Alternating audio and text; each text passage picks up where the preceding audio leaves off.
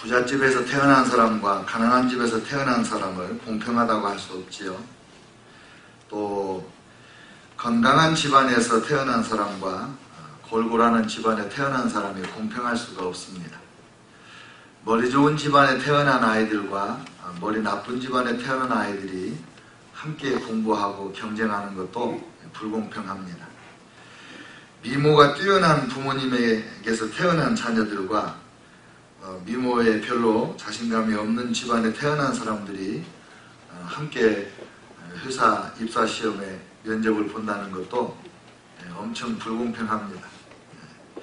또 도시에서 태어난 사람과 시골에서 태어난 사람이 어떻게 공평하다 하겠으며, 미국에서 태어난 사람과 방글라데시에서 태어난 사람이 어떻게 공평하다 하겠습니까?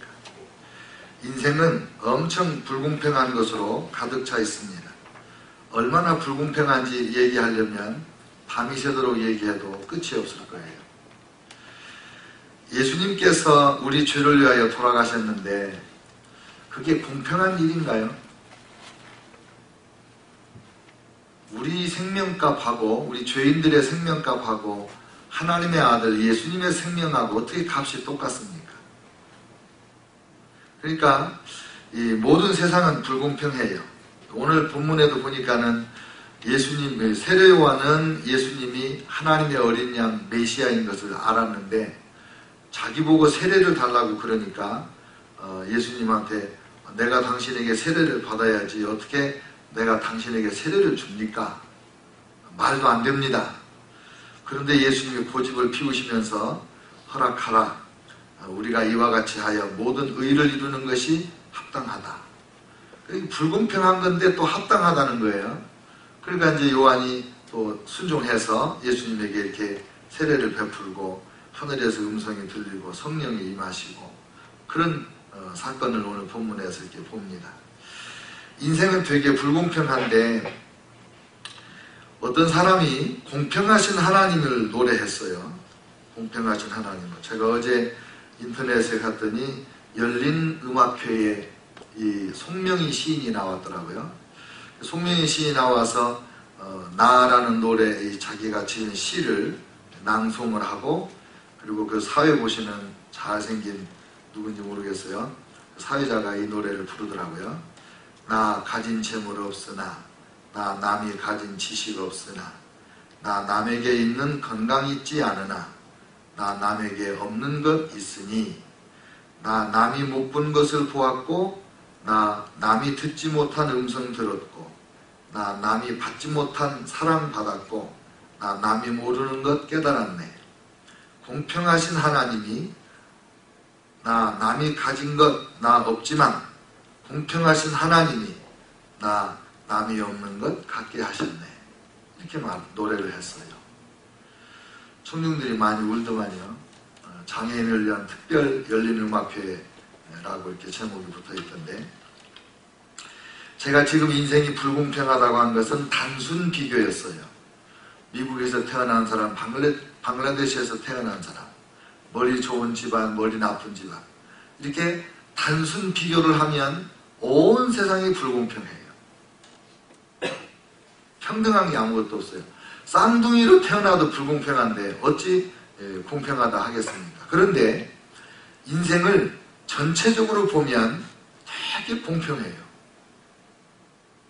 이 송명희 시인은 아주 중증 뇌성마비로 태어났어요. 그래서 가만히 앉아있지도 못해요. 그냥 온몸이 제멋대로 막 흔들리기 때문에, 그래서 그 엄마가 이제 같이 다니면서 간증을 하고 그러는데, 이 시를 외울 때도 그냥 마이크 앞에 고개를 들고 시를 외지를 못하니까 엄마가 얼굴을 이렇게 붙잡아요. 그리고 마이크를 입에다 대주는데 그래도 막 고개를 흔들고 몸 팔다리가 움직이는 거예요. 그런 시인이 어떻게 엎드려가지고 이 시를 이렇게 엎드려서 발로 종이를 누르고 막 이렇게 시를 쓰는데, 이 시 한 편 쓰는데 10시간 걸려요. 그런 중증 환자, 학교 가본 적 없죠? 너무 가난한 집에 태어나서 엄마 아빠가 일을 하러 갈 때 라디오 하나 사주고 밖에서 문을 잠궈요. 그리고 출근했다가 오면 그 방 안에서 하루 종일 라디오 듣고 그러면서 라디오 듣다가 이제 은혜 받고 예수님 영접하고 성령 세례 받고 주야로 성경 읽고 하루에 몇 시간씩 엎드려 기도하고 그래서 남이 깨닫지 못한 것 깨달았다. 남이 듣지 못한 하나님의 신비한 음성을 들었다. 남이 하나님의 사랑 받지 못했는데 내가 하나님의 사랑을 깨달았다. 그러니까 공평한 거 아니냐. 나는 학교도 못 갔고 돈도 없고 건강도 없지만은 그러나 그거 다 가진 사람들이 없는 거 나는 하나님의 사랑을 받고 하나님의 음성을 듣고 하나님의 진리를 깨닫고 나를 쓰시는 하나님 앞에 내가 붙들렸으니 내가 이 세상을 공평하다고 나는 말한다. 그거예요. 전체적으로 볼 때 인생이 공평한 거예요. 그러니까 불평불만하는 사람은 아무리 많은 것을 원하는 대로 다 주어도 불평불만이 끝나지 않을 거예요. 병입니다. 병. 불평불만하는 거. 그거 심각한 병입니다. 멀쩡한 거 다 있는데도 늘 불평불만하는 거죠. 그래서 제가 어제 계속 말씀 묵상하고 설교 준비하고 그러면서 이런 생각을 했어요. 그 더하기하고 곱하기 계산법이 있잖아요. 그래서 더하기는 공평하게 못해요. 돈이 없다. 돈을 줘요. 그래도 공평해요? 여러분이 100만 불 주면 만족할 것 같아요? 지금이야 없으니까 100만 불 주면 할렐루야 할 것 같지. 100만 불 받으면 100만 불 갖고 의리의리한 저택을 하나 못 사잖아요. 그래서 돈이 부족한 거야. 1000만 불? 그래도 부족해. 자가용 비행기 한 대 사는데 1000만 불 갖고 되겠어요? 보태주는 거는 절대로 평등하게 못하는 거예요. 근데 곱하기를 하면 평등이 오더만은. 곱하기를 하면 0을 곱하면 everybody가 0이야. 근데 하나님을 곱해버려요. 우리 삶에 하나님이 더해지고 하나님으로 곱해버려요. 그러면요 모든 세상이 완전히 역전되어 버리는 거예요. 그래서 제가 야 우리 하나님 멋있구나. 하나님 감사하다. 그런 생각을 했어요. 우리가 하나님 앞에 맡겨야 됩니다.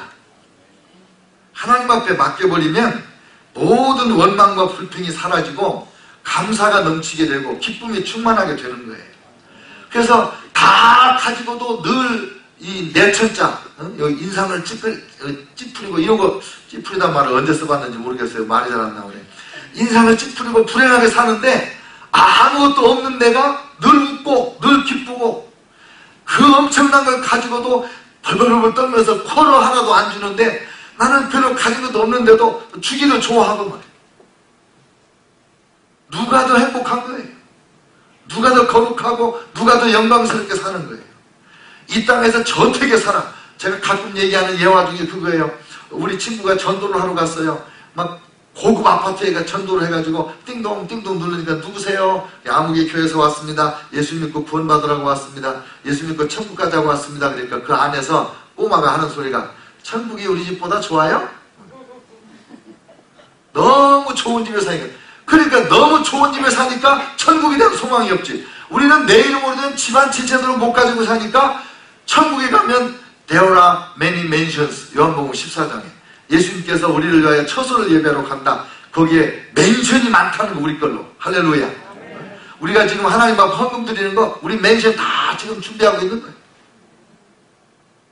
천국에 집 한 채 없는 사람이 못 가는 거지. 천국에 가도 작은 집에 사는 사람이 있고 이 땅에서 가난했지만 큰 집에 사는 사람이 있다. 공평해지는 거예요. 영과 혼과 육을 한꺼번에 볼 때 인생이 공평해지고 과거와 현재와 미래, 현세와 내세까지 하나님의 관점에서 전체적으로 볼 때 인생은 불평불만할 게 아무것도 없어요. 완전 공평해지는 거예요. 그래서 우리가 이 땅에 사는 동안에 원망하거나 불평하거나 좌절하거나 뭐 두려워 무서워 뭐 이런 거 하지 말고 하나님 앞에 다 맡겨버려요. 그러면 하나님이 나와 함께하는 것을 절절히 깨닫게 됩니다. 보세요. 하나님하고 나하고의 위치를 한번 확인해 보는 거예요. 하나님은 창조주고 나는 피조물이에요. 창조주 하나님이 하자는 대로 하는 게 편하겠어요? 피조물인 우리가 하나님을 조종하려고 할 때 평안해지겠어요? 창조주 하나님의 뜻대로 순종하고 갈 때, 하나님을 인정하고 하나님께 맡기고 갈 때 행복한 거죠. 무리가 없는 거죠, 그때.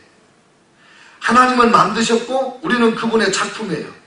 토기장이가 진흙을 가지고 이렇게 예쁜 도기도 만들고 뚝배기도 만들고 하나님 원하는 대로 만들어요. 근데 토기가 왜 나를 이 모양으로 만들었습니까? 왜 나를 이렇게 멋없이 조그맣게 만들었습니까? 왜 나는 된장 그릇을 만들었습니까? 이렇게 말할 자격이 없잖아요. 그러니까 우리는 피조물로서 창조주 하나님 앞에 하나님의 주권을 인정해 주는 거예요. 창조주 주님 마음대로 하시옵소서. 그러면 매일매일 우리의 삶에서 하나님을 의지하고 살 때 창조주 하나님의 섭리가 내 삶을 통하여 나타나는 거예요.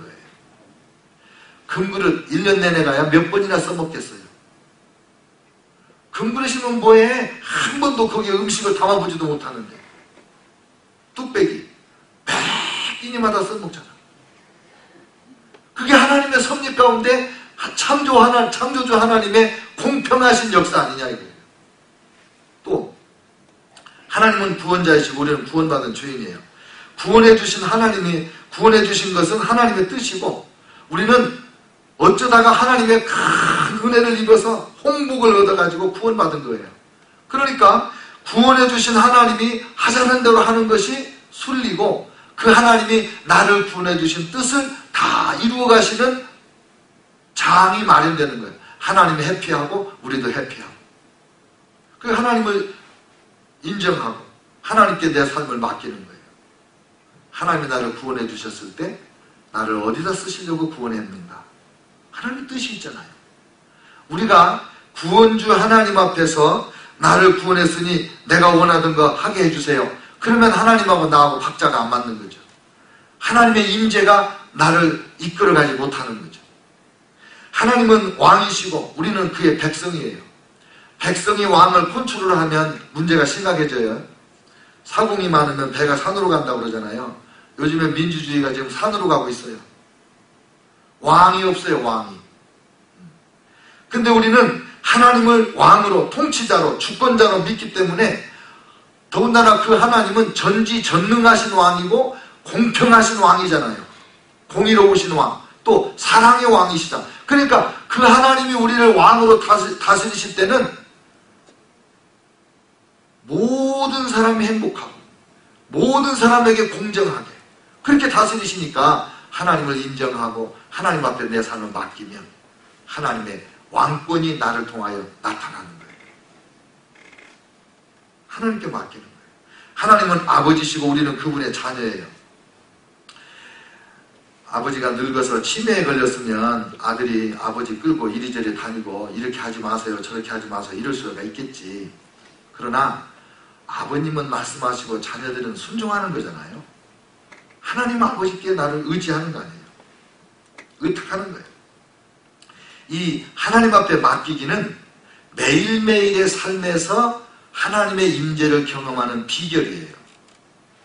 오늘 내가 누구를 만나느냐, 오늘 내가 무엇을 먹느냐, 내가 어디를 가느냐, 무엇을 선택하고 무엇을 버리느냐, 이 모든 매일매일의 삶에서 내가 경험하는 일, 내가 지금 해야 되는 이 모든 일 가운데 하나님이 나의 왕이다. 하나님이 나의 창조주시다. 하나님이 나의 구원자시다. 하나님이 나의 아버지시다. 이걸 인정하는 거예요. 그래서 모든 일 가운데 하나님은 어떻게 할까요? 하나님이 원하시는 게 무엇입니까? 이렇게 하나님 앞에 맡길 때 매일의 삶에서 하나님의 임재를 경험하게 되는 거죠. 아버지는 얼마나 좋으신 아버지십니까? 우리의 죄를 위해서 아들을 내어주신 아버지시고 우리 하나님은 절대로 치매도 안 걸리시고 우리 아버지들은 피곤하면 주무시면서 또 어떤 아버지들은 우리 어렸을 때 보면 자기만 흰밥 먹고 상대들은 꽁보리밥 주고 그런 아버지도 계셨잖아요. 근데 우리 하나님 아버지는 절대로 그런 아버지 아니시거든요. 주무시지도 아니하시고 졸지도 아니하시고 눈동자같이 우리를 지켜주시는 아버지시잖아요.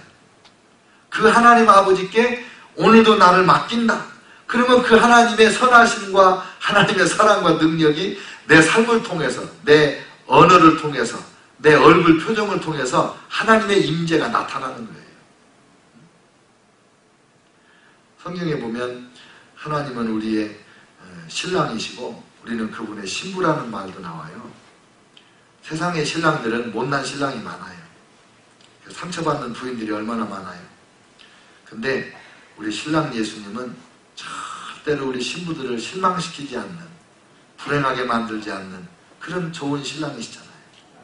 그러니까 우리가 신랑 예수님께 오늘도 나를 맡기는 거예요. 다윗 왕이 좋아하는 여호와는 나의 목자시니, 예수님은 우리의 목자시고 우리는 예수님의 양이에요. 푸른 초장이 어느 쪽에 있는지, 쉴만한 물가가 어딘지 우리는 잘 몰라. 그런데 우리는 그냥 바보같이 아무 생각 없는 사람같이 졸졸졸 따라가기만 하면 선한 목자이신 예수님이 우리를 쉴만한 물가로, 푸른 초장으로, 또 사망의 음침한 골짜기로 우리를 이끌어 가실지라도 거기서 우리가 두려워하지 않게 지팡이와 막대기로 안위하시고 그렇게 이끌어 주시는 선한 목자시잖아요. 그러니까 우리가 매일매일 어떤 일을 당하든지 두려워할 거 없어요. 걱정할 거 없어요. 왜? 선한 목자 예수님이 우리를 지키시고 이끌어 가시니까. 그래서 하나님께 맡기는 것이 이 영성이에요. 매일 매 순간 무슨 일을 만나든지 하나님을 인정하는 것이 그게 영적인 사람이에요. 그 사람은 하나님의 임재가 아주 텐저블하다, 이렇게 손으로 만져진다, 내가 감지할 수 있다, 그런 하나님의 임재를 경험하게 되는 거예요. 사랑하는 성도 여러분, 이 하프타임 기도회 때 우리가 지금 심각한 훈련을 받고 있는 거예요. 하나님을 사랑하고 하나님을 믿고 살면서도 하나님 없는 고아와 같이, 아버지 없는 고아와 같이, 신랑 없는 과부와 같이 그렇게 사는 성도들이 너무나 많거든요. 이번 이 하프타임 특별 기도회를 통해서 매일마다 주시는 이 말씀은 어떻게 하면 내가 과거하고도 화해하고 나를 힘들게 했던 원수들하고도 화해하고 그리고 나를 열등감에 빠지고 죄책에 빠지게 하는 죄에서부터 자유롭게 되고 이 모든 영역에서 하나님을 경험하는, 하나님과 함께하는 그런 훈련을 하고 있잖아요. 오늘은 매일 매 순간 하나님의 임재를 경험하는 비결이 하나님께 맡기는 거다. 그래서 아침에 하루 일과를 시작할 때 내가 오늘 해야 될 일이 뭐지? 이렇게 쭉 적으세요. 그리고 그 종이보다 손을 얹으세요. 예수님, 제가 오늘 이렇게 살 텐데 하나님이 나를 이끌어 주세요. 하나님의 임재를 경험하며 살게 해주세요. 그렇게 기도하고 그렇게 하루를 시작해 보세요.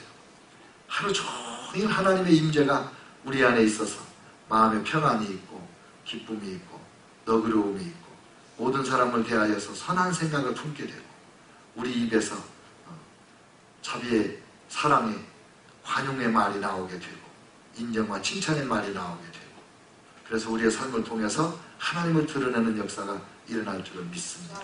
오늘도 하나님 앞에 모든 것을 맡기는 저와 여러분 되시기를 주의 이름으로 축원합니다.